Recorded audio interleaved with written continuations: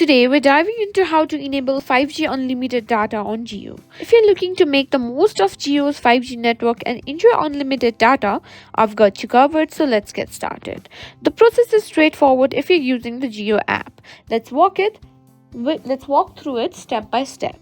Start by opening the Jio app on your smartphone. If you're not already signed in, enter your Jio number and OTP to log in.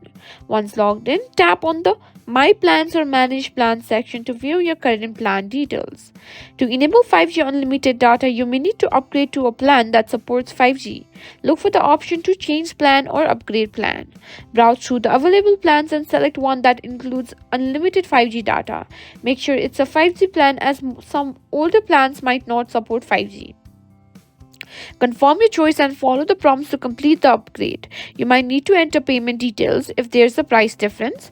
If you prefer not to use the app or if you encounter any issues, you can also enable 5G and check for unlimited data by options by visiting the Jio website.